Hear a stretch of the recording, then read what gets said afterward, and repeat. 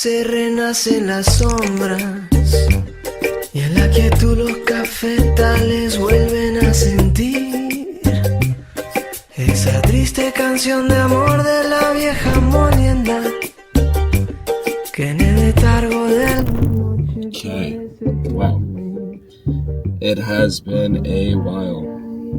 I feel like every time I pick up the camera again, I always say that.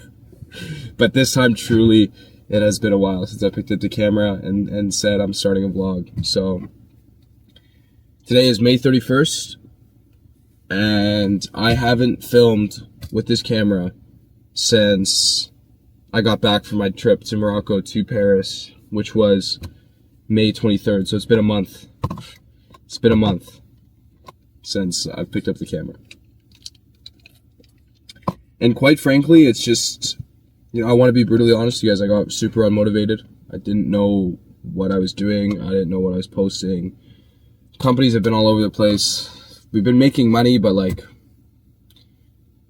my level of ambition puts so much pressure on everything that I do in my life. And the fact that, you know, I'm just making enough or I'm just making that, I have such an underlying fear of being in the same place I was last year and doing the same thing again. Like, I'm out here, I drove the sales team to an area in Toronto, outside of Toronto, and it's just bringing me back to like last summer when I officially started making the business work, and I feel like I'm just doing the same thing. And I have such a big fear of repeating the same year, of repeating the same scenarios and not progressing. And we accomplished a lot this year, you know, already. Like the 6 months, like we made Summit work like I never thought we could for some reason. But I mean, obviously, you know, I knew we could, but it was just such a fear that we couldn't. And we ended up doing like, you know, $500,000 in a month from that company while traveling. You know, every country I traveled to, we closed a deal in. And that is an unreal feeling to, you know, make thousands of dollars while going wherever the fuck you want, just hopping on a call is an unreal feeling, genuinely. But here we are. You know, I'm running my home service company. A lot of people don't fucking run real businesses these days, and I'm sitting here running a home service company and driving the sales team door to door. Where, you know, we're making progress. We're running ads.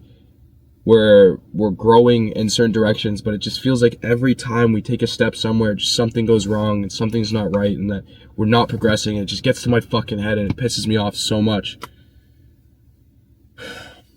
So that's been my underlying, like, why I've just felt so unmotivated and just not wanting to do anything, not even pick up the camera. I think it's comes maybe from like a place of shame, like documenting that I'm doing the same things I was doing last year, even though I'm in a far better position and we have far better skills and we have a far better idea of where we want to go. Just the fact that I'm doing the same actions pisses me off. But that's how life goes. You know, I've always preached that you become the man. You have to become the man worthy of all the goals and ambitions you have before you achieve them, to truly, truly appreciate them. And that's the truth. Like, I've sat here, I've said, like, the reason why haven't achieved all these things yet is because I'm not the man that can handle those things. You know, though it's difficult to genuinely live in that belief and live in that faith in the moment, you always just got to remember, you know, I trust myself tomorrow to make it happen. And I know there's a bigger plan and there's things in motion that I don't have control of. And the only thing I can do is just show up every day and get better every day and just try to constantly pursue and constantly improve and constantly get better. It's literally all I can do, right? So here I am starting a new vlog a month later of not picking up the camera. Today's May 31st. It's 3:07 p.m. And where we're at with the companies, be completely honest, I'm zeroed out for the month. All the bills went out. It's the 31st. So I'm zeroed out. Going into June, zeroed out. Got to figure it the fuck out. I'm looking to get a new car, so we'll see if that happens. Just add to the bills, because why not? That's just life. Once you get a bill, you just learn to pay it. You figure it out. We're running ads for polymer sanding, pressure washing. That's actually doing really well. It's a lot higher ticket. You know, we closed a $3,400 job, which comparably, you know, to a windows and gutters job, which is like $300 is a lot, right? And we're running ads for it. So We've made about $10,000 on 1,200 ad spend so far. So it sounds great. It's dope, but my bills are really expensive. We're going to make a lot more money. And yeah, the system for the company is fucking beautiful. I've completely decked it out. Look-key got obsessed with it for a week because it felt like the only thing I could do to progress the company. The windows and gutters is slowing down. Like, we just don't have a solid way of pulling in leads besides door-to-door. And door-to-door is super inconsistent, you know? And running ads for windows and gutters just isn't that great. Like, I'd rather put that money into pressure washing ads. So we're running ads for Summit as well, and we're actually booking appointments for running ads for Summit with real contractors.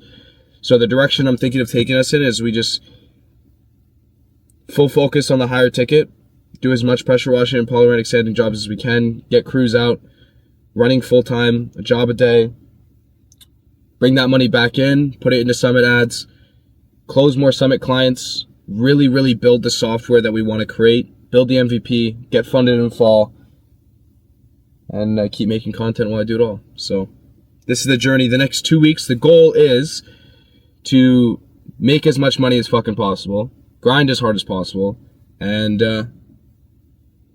make this pressure washing shit work. So time to start documenting again. Should we start with the vlog with, this is how I made 30K in 2 weeks? Maybe.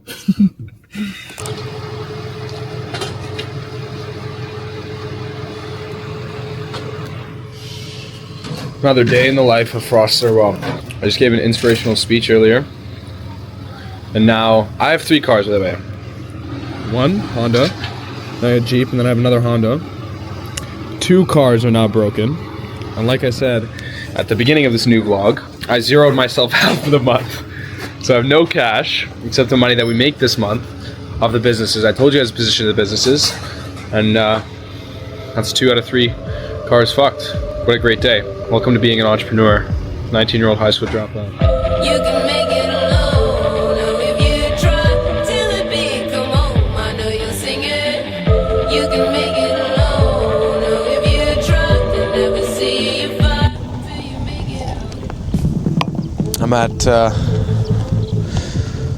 my white friend's yacht club. Man, if you could see the scenery here, it's a yacht club. It's called the Royal Canadian Yacht Club, and it's in Toronto. It's on the island, but it's like completely closed off. It's a membership only place, and they've got a huge plot of land. This huge white building that looks like the White House. The fucking cannons in the front. These people are so fucking rich, like unbelievably rich. You know, I grew up with my mom was a doctor, right? She's a doctor for about 15 years of my life, 14 years of my life. But we grew up like we were fucking poor. Like, we had money. You know, we didn't have a struggle to get what we want, or, you know, we never were starving. You know, there might have been times where there wasn't the right food available, or, you know, there wasn't all the best choices, but food was always there. My mom always made sure we were taken care of. We had a roof over our head. But our fucking living situation was fucked. I used to move every year as a kid. Never stayed in one place. Used to move schools practically every year. Never developed friendships. And I grew up without a father, pretty much. You know, the first 8 years of my life, I didn't have... Well, the first 8 years of my life, my father was in my life, but after that, he wasn't, you know, in the critical years of development from a child, he wasn't there. And he dealt with a lot of shit. So, you know, my father was prosecuted by the government, went to jail for 3 years, and after that, I was born, and he was never the same. He wasn't the same man that my mom met before, and he struggled with a lot of alcoholism and such, but he was still an amazing father, and I stand on that. You know, I've said at times he's an abusive father, and yes, he was. He used to beat the shit out of my brother, you know? And he used to yell at us and fucking all of this shit. But if we were in a different culture, it wouldn't have been seen like that. Only because we're in a Western culture, it was seen as horrible. I mean, it's still not a great thing, but I don't hold any negative emotions towards him as a man. You know, I've said time and time again, in life, you have to be completely and utterly grateful for everything that has ever happened to you. If your arm got blown off, if your father got hit by a car, if your girlfriend cheated on you, you gotta be grateful for literally every single fucking thing in your life, because there is no point, zero benefit in not. What are you gonna sit there and victimize yourself, allow yourself to feel better from something negative, quote unquote, that happened to you? The only thing that you like about it, you know, it's like when I sat here and I said I have an abusive father. Because I say I'm grateful that I had a father like this before I say that, you don't feel bad for me. There's no victimization there. I'm not a victim because I'm grateful for it. And so I'm not getting that same emotional support that one would get when saying what they've been through to another. But that's a power. When you can no longer be a victim because you are grateful and you realize that if you love who you are today, you have to be grateful for literally every single thing that has ever happened to your entire life. It gives you power because you can no longer be a victim. And I really, you know, just like I sit here and I talk about emotions all the time and tell people to shift their perspectives on emotions, that alone, that perspective on gratefulness has brought me so far in life. You know, I've lived around victimization my entire life, growing up in a household full of dog shit, fucking rotten food everywhere. My mom wasn't around, no father, abusive father according to society. And I was told as a young man that I was meant to victimize myself, sit there and believe that I was a victim to all these things I had no control of. But when I realized, and I grew up, and I said, no, I love who I am today and I have confidence in who I am. And to love who I am today, I have to be grateful for literally everything that has ever happened to me entire life. Then it made sense. If I love the way I articulate myself, if I love the way I walk, if one thing changed when I was a child, I'd be a completely different man. So I have to be grateful my father was abusive. I had to be grateful that I grew up in those living situations, because that made me who I am. So be grateful for literally everything that has ever happened to your entire life, and that is going to happen to you, because society is going to continue to tell you to be a victim, so you can live within negative energy and live in this negativity that doesn't provide you any value. Because when you let go of that and you're no longer a victim, there's nothing that can hurt you. I can't be a victim of anything. I see everything as good because I'm grateful for everything, no matter what. And whether you want to sit here and logically disagree with me on some scientific shit that some brain chemistry changes within your brain when something happens to an individual, it doesn't matter to me, because your perspective on life does not value mine. Mine brings far more value to me than yours. Why would I want to be a victim? There's no value in that. It doesn't give me power. It doesn't make me stronger. It doesn't help me articulate myself. It doesn't help me pursue my dreams. But being grateful for everything that has ever happened to me means I hold no hate within my heart. What good does it do to sit here and say I hate my father because he left? It doesn't. And now, as a grown man, I'm able to sit here and have conversations with my father, and that not be a barrier. I don't hold resentment towards anyone, anything. You know, my partner left me. My partner of a year and a half left me because she wanted to find herself. And I don't hold any hatred towards that. I don't. It doesn't bother me. I'm grateful that she left. It's the right thing for me, it's the right thing for her, and it's the way life is supposed to go. I'm not a victim of her decisions, I'm not a victim of my decisions. I just am. Alright, here we are, ladies and gentlemen. I just did a whole setup change. So one of the things I realized is it's really important for me to enjoy the environment, the space that I'm in, and be motivated to work in that space. Otherwise, I just can't focus. So, example of that, you guys saw me design this room 2 months ago. I designed it. I loved it. I sat here every day for a month. Came back from my trip and I just hated being in the house. So I've been going out to cafes every day to work, which you guys have been seeing. And now I've set up my desktop in here for once, and I've never been more motivated to sit here and just fucking crush the next couple hours. So that's exactly what I'm gonna do. Yeah, biggest thing I'm working on right now is it's been really pissing me off that I can't do everything that I can do from my laptop, from my phone, and using my AI, I actually can. So I'm just getting it fully set up so that I can just start using my phone everywhere. I remember when I was in Mallorca, it was a big focus of mine to set that up, but it just never really like followed through. So now I'm sitting here, I'm gonna work on that. Make it so I can do the same level of work from anywhere. I can accomplish any task from anywhere, pretty much. 80% of the tasks that I do from anywhere.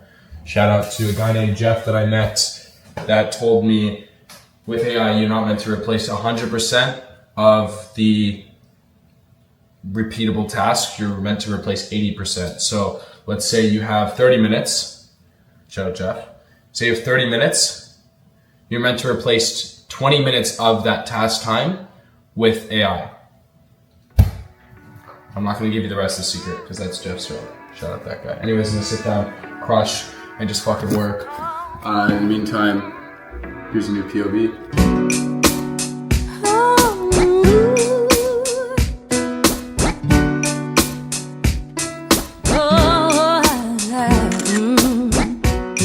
La vie s'en prend à nos rires et à nos paroles en l'air. On apprend à se couvrir. Alright, the boys are on their way to a little UFC gathering. I went to a mastermind. Let me give you guys a little. It's June 14th. I went to a mastermind about a week and a half ago, and I met a bunch of other entrepreneurs. Some that lived in Toronto, some that lived outside of it. And one of the guys named Jawad, he's so funny. The guy, that Arabic guy that just talks so much, he's so touchy. He's just funny. But he's inviting us to his house to enjoy UFC night. A bunch of other guys I know are going from the event, and I assume some other guys as well. My VP Jet is joining me for the night. See the boys, get some good conversations on camera. I know I asked him if I should vlog it, and he said yes. So that's what we're doing. All right, we're here at I thought Jawad's fucking house party. I thought we were here at Jawad's house party. We pull up, of course, you know, it's Ferrari. And Jawad's house party. Man's pulled up. There's 2 bodyguards here asking for ID. Come on, we gotta keep it PG-21. 21, brother. PG-21. We got the boys here, influencers and everything. We're gonna watch the fight in a bit. A lot of people haven't pulled up yet. Toronto people have issues. They never show up on time. Well, at least I told you I was gonna be late. That's fine. In a bit, we're gonna have a bunch of. We're gonna have an entourage of cars, Lambos, all that stuff here, and then we're gonna sit down and enjoy the fight. Have some shisha. You're so fucking Arabic. It's so funny, bro. Fucking get the cars, get the people, this, that. Yeah, fucking just do it all. Why not? Where's the girl? Hey. No girls. Oh. Gents only. It's a gents only event. Gents only get together. Hey, yeah, no friends in the industry. My brothers been my brothers, man. You they no kin to me. June 16th. Sorry. It is 4:50 a.m. and you might be wondering, why am I awake so early? It's because this week we're implementing new systems to develop new subconscious habits. It's the biggest thing I've been focusing on because I've been realizing with so many distractions in the world and so many unconscious habits that are just very unbeneficial to me, just that I've just been going around, raised around, etc. I need to develop a system where I can break out of those habits. Put that in a further explanation, you know, when I wake up at like 9 a.m., everyone else is awake. A shit ton of people texting me. I have a lot of dopamine from Instagram. But when I wake up at this time, there's nothing. It's silent. And so for the next 4 hours, I'll be able to work as efficiently as possible and as effectively as possible. And that's kind of my ideology behind it. Now, I'm not doing 7 days a week because I'm not a robot. I know for a fact that if I tried doing 7 days a week, it just wouldn't work. All right? I'm a young guy. I need to balance shit. Not necessarily about balance, but how I see it is if I can put 100% Monday, 100% Tuesday, 100% Thursday, 100% Wednesday, 100% Thursday, right? It's 4 days I've given 100%. How I see my days before, I'd be giving 100, 70, 40, 100, 20, 70, 10, right? My days would be so scattered because I don't have a system in place to make sure that I can be as effective as I can on certain days. So if I choose 4 days out of the week to, you know what, I'm gonna go to bed early, I'm gonna wake up early, so that for me, I remember when I did Ramadan, I was the most effective from when I woke up at 5 a.m. all the way till 9. I haven't eaten, I'm fasted, nothing else is in my head, there's no distractions in the outside world. So I took that ideology, I took that framework that worked for me. I was like, I was going to do 5, but my sister's like, you should do 4. So 4 days a week where I'm waking up at 4 a.m. and going to bed at 8, pretty much, going to bed at 8, 9, and giving my all in the first 4 hours of the day. So this week we are testing that to tackle a huge obstacle in front of us that we need to make a fucking $1 million business by the end of the year, because I said I'd make $1 million this year. So we have a huge enemy,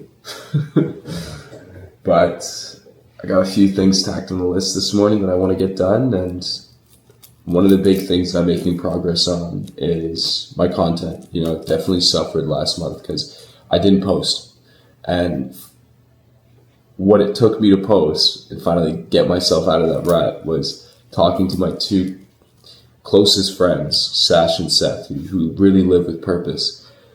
And we started doing 2 calls a week. And on those calls, we made a pact that if we post every single day, if any of us miss, then we have to do a consequence. Mine's running 15K because I hate fucking running. Doesn't mean I can't run, but I hate fucking running. And that has been enough to make me post. It's not necessarily the consequence, but it's also my respect for them.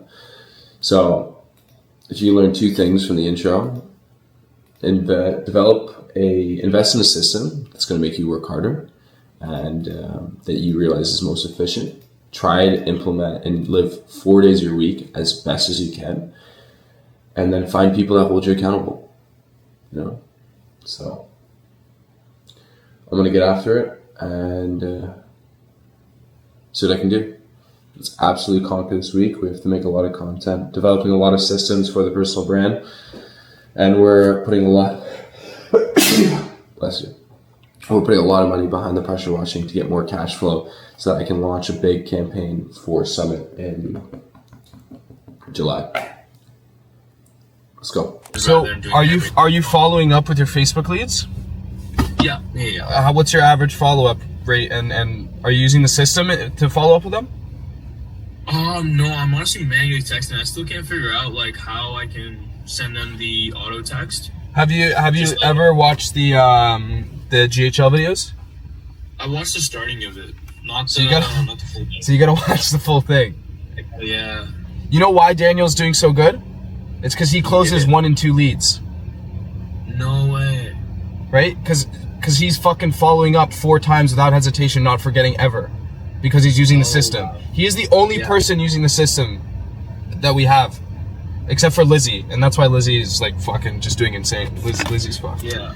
So to make if you want to, sit there and tweak your meta spending and your meta ads, and you got to tweak what's converting them as well. Because that's going to make the results better.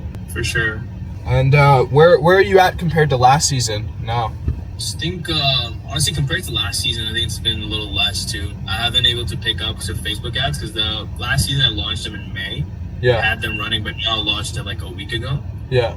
But a lot of that was because I had to figure out my budgets because it just tanked. Yeah. So there was that happening. Okay. But no, it's been up. It's been going back up. So I'm spending way more than I did last year in terms of Facebook ads, like for this week alone. Et Good. puis je danse, danse, danse, danse, danse, danse, danse, danse. Et tu viens, viens, viens, viens, viens. Je me laisse aller avec toi, toi, toi, toi, toi. On bouge, on bouffe, on boit, on paie, paie, paie, paie, paie, paie, paie. Ah oui, on danse, danse, danse, danse, danse, danse, danse, danse. On se met bien, bien, bien, bien, bien. On se laisse aller comme ça, ça, ça, ça. So, what do you think is like the main, like when you look at this season compared to last, what are the biggest changes, and what other things do you think you can see that can actually help us? Like, what's your target now that you passed Mexico? Just make as much fucking money as possible. That Mexico's 225, so I haven't actually passed that yet. But Oh, so we have to do Vet Mexico. yeah, Vet Mexico's 225. We're still shooting for that. But yeah, I'd say the biggest thing that I've changed this year has been my systems. 110%. Like the systems, like utilizing GHL and like not using the crappy stuff they hand us. Like as much, that's been really, really helpful. Like having automations for ads. Automations for like income leads, stuff like that, like getting to people as soon as possible. I think last year I only ran off of the like the leads manager, like Meta Ads, and so I called them like maybe an hour or two later as soon as I noticed I had a lead. So having that the phone call and text is like super, super helpful. Yeah, when you call them within like 5 minutes, they're like, "How the fuck do you call?" Exactly. Yeah, exactly that. And so like they're just like so happy about it. Like. As well, I feel people are really trust that, like when you get to them so fast, like so much to talk about over the phone. Yeah. And I've had a lot of people just like have a stupid amount of trust with me, and I had a lot of jobs that they're like, oh yeah, just swing by the house. And usually I'm like, no, I'm not doing that, or just I'm not swinging by and dropping a number for you. And I started doing that because like they really trusted me and I had a good feeling with that. I had a lot of jobs, like over $4,000 closed, like over text. So yeah, just like really a huge impact from that. Yeah. So that's the biggest thing by far, I'd say. So that's the biggest breaking point, like the systems. The systems, 100%. How much did you close off of? Because what we do with everyone, we always first run the reactivation to pay back the service. Yep. How much did you make on that? I think reactivation netted me, say between 20 and 30,000. I don't have the numbers off the top of my head, but I would say confidently in that range. And with profit margins, like sitting around 45%, like easily you pay back the service in the first month. So even in deposits alone, like 25% deposits off of that, like you're looking at like $5,000-6,000. So yeah, that honestly was a super great campaign. Yeah. So definitely gonna run that if you run this next year. For sure. Yeah. I also noticed you're collecting a lot of reviews, eh? Yeah, fair amount. I'm surprised. You're the only one in the person. I've delivered that video to everyone so many times. What they need to do, and they just haven't done it. Like setting up the you're the only person that's actually done it. Yeah, I think what I did, which might be beneficial for you guys as well, is I have you might want to think about making this like a job scheduling chart, because our system is we look at our list of clients, we figure out who to put in there, and then we type out an email to schedule them, or we call them. It's a nightmare. And so what I've done is I have a spreadsheet that I put their names on, and it queues up emails for them. So it's a really well formatted.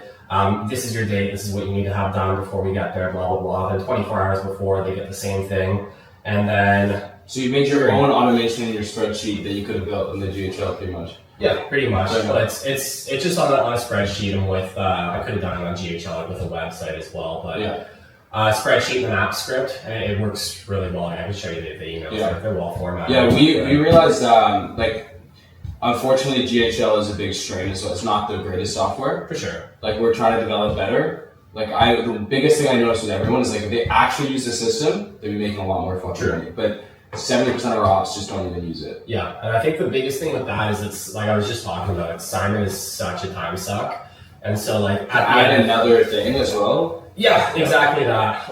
Every single week, I sit down on Sunday and I just get all of my estimates for the week that I've done, and I have to sit there for 3 hours, call the client, end the call, convert to estimate, put in the numbers for the estimate, do all these things for the estimate, put in the labor, then put in the money.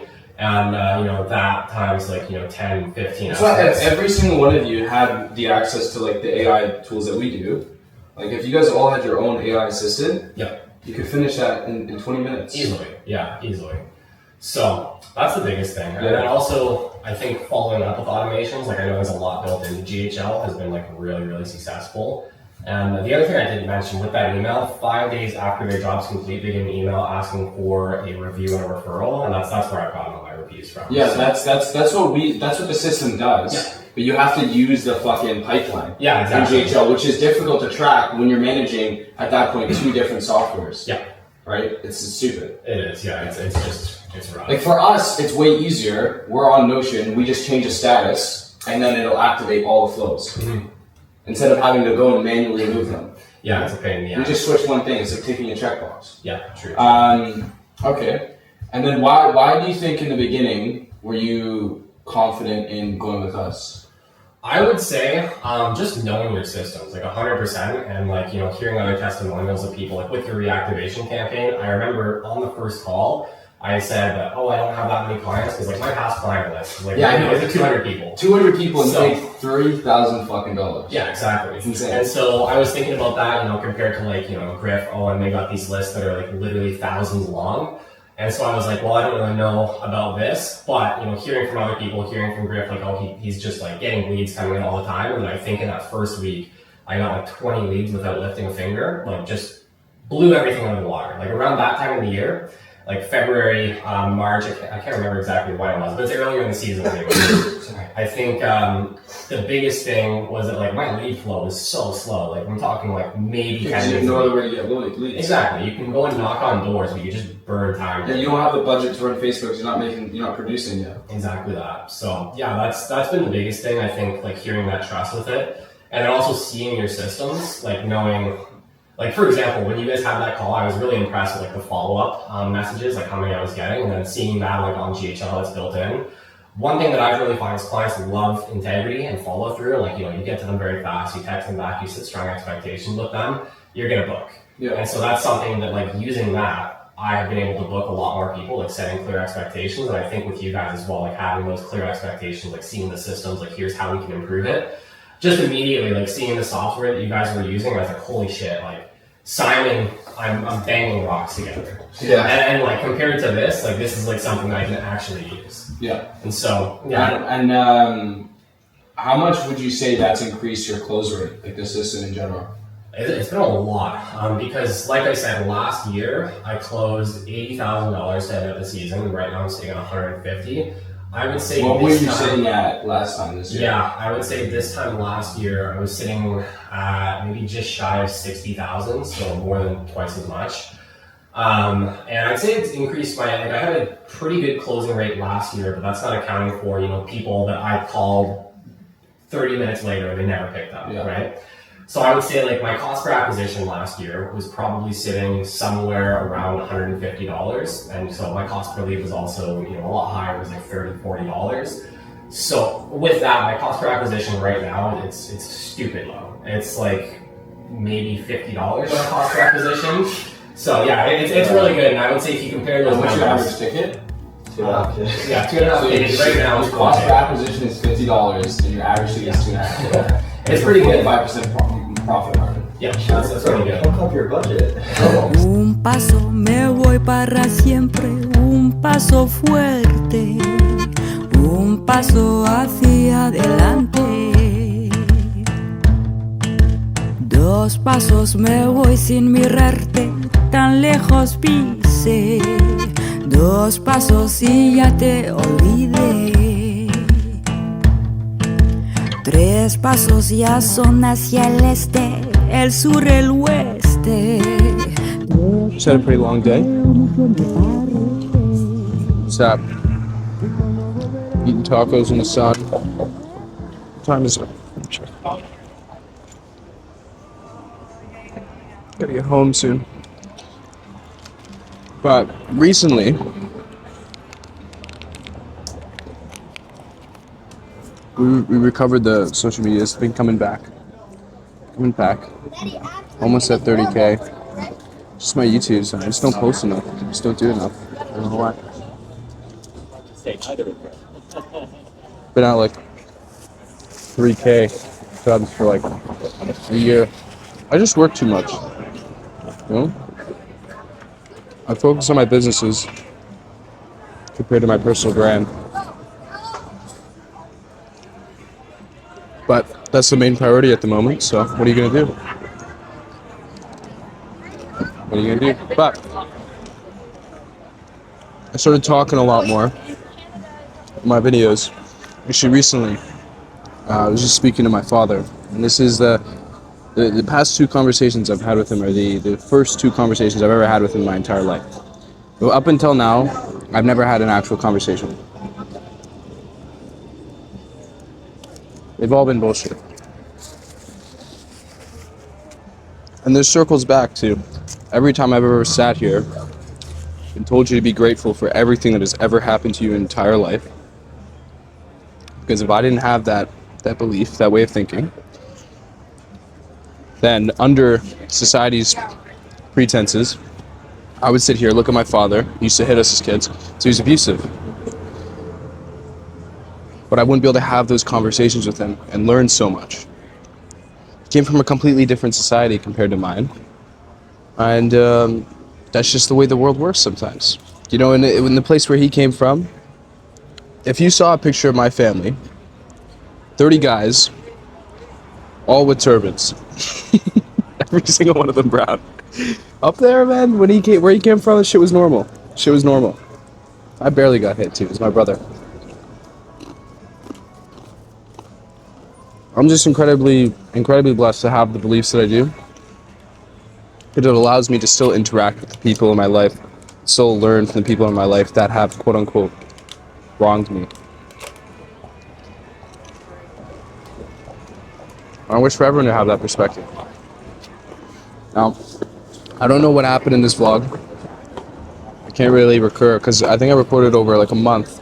I came back from London. I didn't pick up the camera. Came back from Paris. Came back from Mallorca. Didn't pick up. And then I recorded a little bit here and there. So I hope you guys enjoyed the video. I hope you guys got some more perspectives. Hope you guys got to see a little bit more of me. And I hope I can make weekly uploads actually work moving forward. A few things I want to let you guys know. If you're in home service, go watch my business YouTube videos. I'm really focusing on home service. That's the operator program that I'm running to help other home service business owners implement the systems that we did that scaled ours to 300K in 4.5 months. And then go watch Thirlwell speeches if you like hearing my talks, because there's so many YAP segments that I cannot fit in here because they're too long. So go and watch those. And in the link in the description, there will be an opt-in for my newsletter. Go subscribe to that. There's some secrets on there. Giving out a free journal every week to anybody that's on there, one random person. And then sending out the information that I don't get to talk about on social media. You know, there's some stuff that I just genuinely can't talk about. So, thank you for watching, and I hope you guys have a beautiful day, because I know I am. Look at this food. Look at this food. Wow, my camera just does not want to work. This food. There's people walking by me. I'm a weirdo with the camera. It's hot. It's sunny. I love being the weirdo with the camera. Enjoy being the weirdo with the camera. I'd rather be this guy that picks up the camera, documents for the past 1.5 years of my life, every moment that has ever happened to me, everything I've ever accomplished, everything I wanted to do, I said I'd do, I did, everything is on camera, just because I'm willing to be weird enough to pick up the camera, sit here, and spout absolute bullshit in front of strangers. But no one gives a fuck.